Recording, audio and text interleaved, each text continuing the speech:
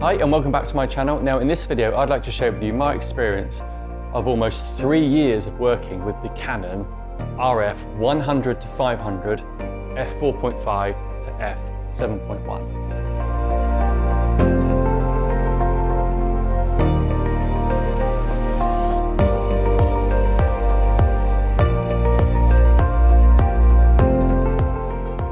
The RF100-500 is an extremely portable and versatile lens when an extreme focal range is required for things like wildlife, sports and photojournalism, but when in good lighting conditions. This is a telephoto zoom lens and it's part of Canon's L series lineup, which basically means it has better optical coatings, it is generally sharper than non-L series lenses, it's completely weather sealed, and it has the new focus drive system, the dual Nano ultrasonic motors, which is compatible with the new R series autofocus system. Now I can tell you from experience that the autofocusing is incredible and this lens is extremely sharp. However, this is a lens that I probably wouldn't refer to as a pro lens simply because of the aperture range. But I can also tell you this is a lens that has delivered unbelievably good results for me in the last 3 years I've been using it. There's been some occasions where I've used it for professional sports and it's kind of useful because it kind of negates the need for that second camera body setup and it reduces the amount of gear that I need to carry.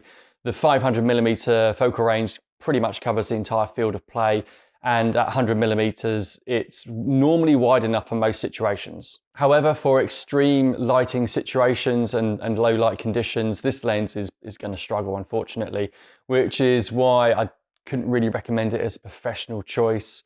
And also for that sort of one lens to rule them all, this unfortunately isn't one lens to rule them all. And at $2,500 US, it's not a cheap lens. The f7.1 aperture, which only actually starts at around about 460mm, which is about there, it can be a bit of a handicap. So you're gonna have to shoot at extremely high ISO values for things like sports, action and wildlife. But for everything else, this lens is magical. The 5 stops of image stabilization built into this lens are so good, it means that you don't have to shoot at extremely high shutter speeds for every single subject, which kind of helps control the high ISO values. I've used it for a number of subjects, including landscapes and also for video work, as well as sports and wildlife. Now for video, the image stabilization works so well in combination with the R series cameras. It has that kind of dual optical stabilization system built in with the in-body stabilizer in the camera. Now for video work, I can use this lens handheld and still maintain a good level of quality. So you probably noticed that this is not white, like all the other kind of L series Canon telephoto lenses. This is because I put this kind of acrylic coating over the top of it to help protect the lens. I've done loads of trips with this lens and I was beginning to notice that it was getting kind of scuffed and scratched and some of the paint was chipping off. I think so far it's beginning to help kind of protect the lens a little bit. So this lens has been with me to some pretty extreme places. It's been on safari in Africa on several occasions. It's been to Sri Lanka's Yala National Park. It's been to the Middle East. It's been through some fairly harsh conditions and some rough environments, but I can safely say that there's hardly a scratch on it and barely a speck of dust affecting the optics. It's also relatively light and compact compared to other lenses in this focal range. The Sony 200-600, for example, is around 700 grams heavier, and the Sigma 150-600 Sport version is over 1 kilogram heavier. In fact, all these alternatives are significantly heavier than the RF100-500. There are some minor caveats though, and that is the use of teleconverters.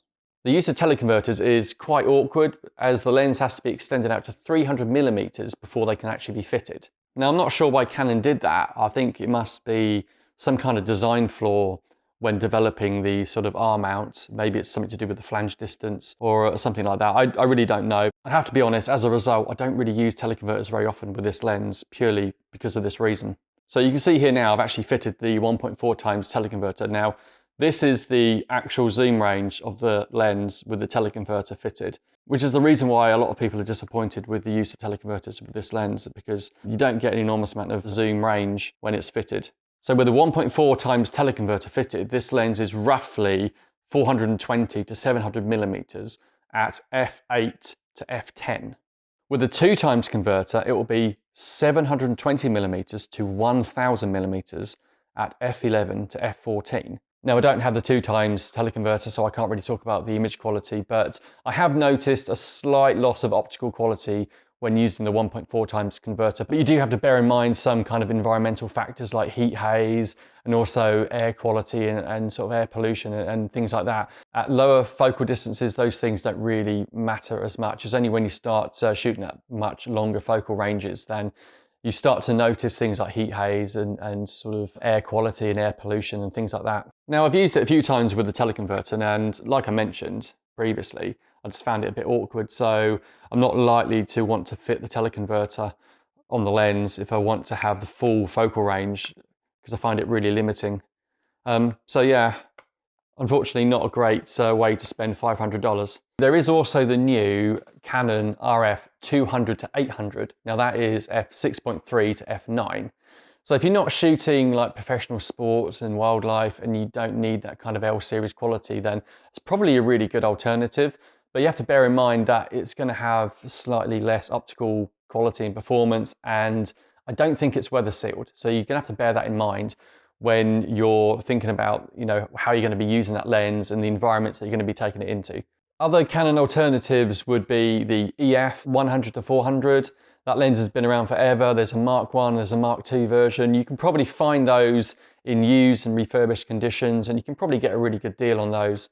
There is also the RF 100-400, which is f5.6 to f8. This lens is much cheaper and it's much lighter, only 600 grams, but the aperture range is quite limiting. However, it looks like a really good lens for that kind of amateur enthusiast level. If you just want a lens to go on safari with, probably a really good choice. For me, this has been an absolutely fantastic lens.